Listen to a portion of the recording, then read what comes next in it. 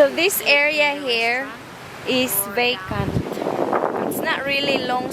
It's a long stretch of beach shore, but you can't really find accommodation all the way. There's some areas here that's under construction, and this area here is still like empty. And at night it's dark. This area is dark, and there's only few places that's being lit in during the night, which is also really nice.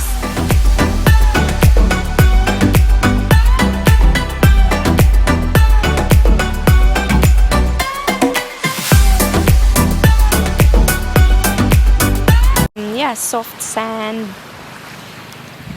and it's just lacking restaurants and bars here, and more accommodation that's affordable. That's all I can say here in Mate.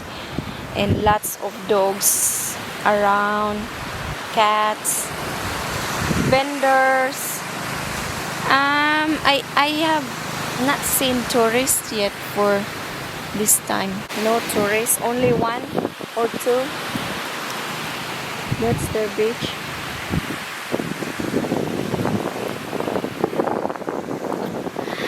Hey everyone, I'm here at Dahican, Mati City, Davao, Oriental. It's a 3-hour trip from Davao City. And today I'll just give you some tips on how to get here and how to choose the right location to enjoy this beautiful place. So that's my background here. That is right there.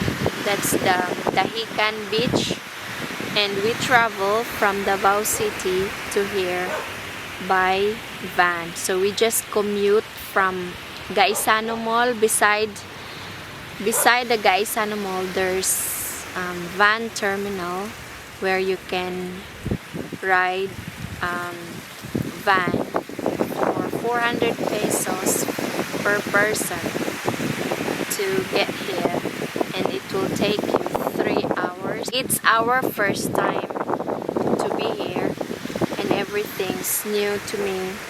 It's good to so first tip is to ask, like, get surprised with the fare.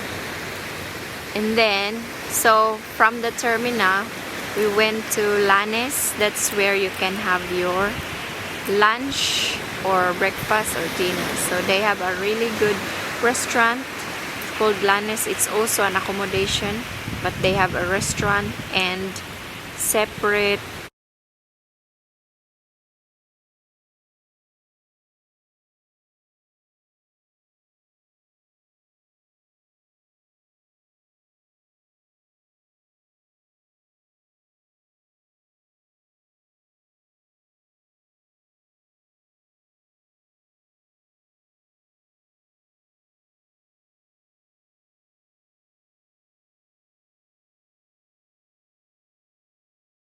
Yeah, we found one. It's called La Cabana for 2 people. They only charge 2,200, and it's right next to the cafe, the Lanes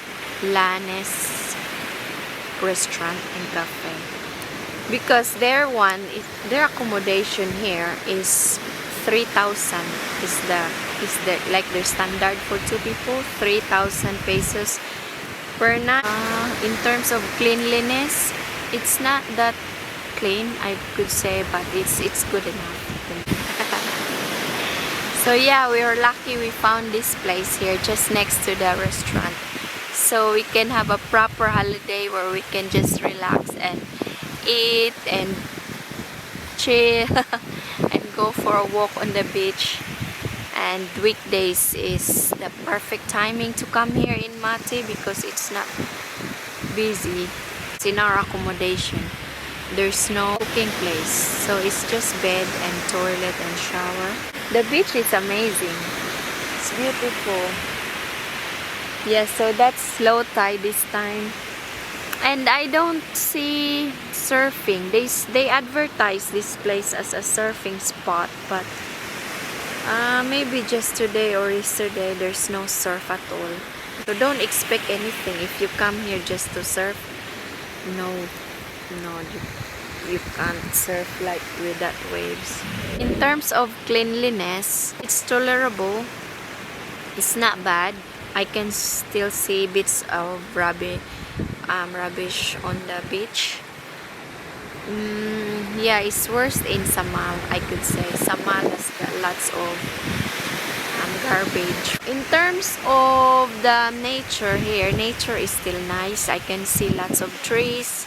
Nature is still, yeah, forest is good, which is surprising. In terms of the people here, they're friendly, but I'm not that confident that's 100% safe, because you know Mati is still part of Mindanao, and I can see on the street that they post like missing people, wanted. It's a little bit scary if you have a foreign boyfriend.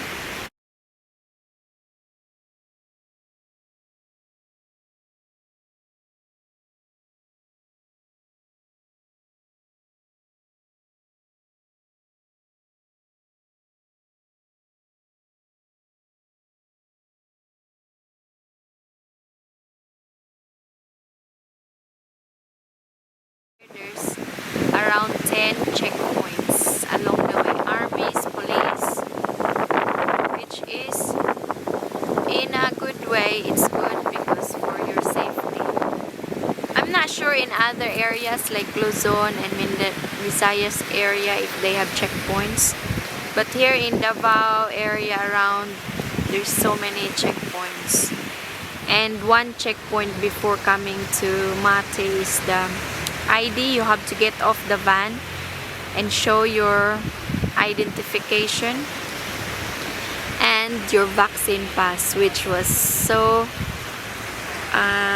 shocking because I don't have vaccine pass. Same with my partner. That's why we couldn't go to other areas. You know, we can't go to Siargao, Palawan, Boracay, all those world-class beaches because we don't have vaccine. But we're fine, we're happy spending more time with friends and family. It's also good. And travel locally, it's fine to just to have a look around Davao area.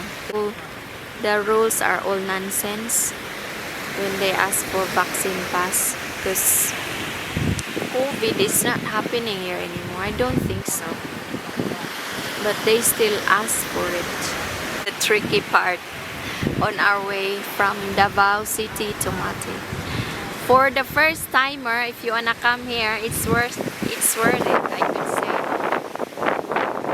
Or yeah, because weekend maybe, weekdays maybe, if you want like relax ambience here.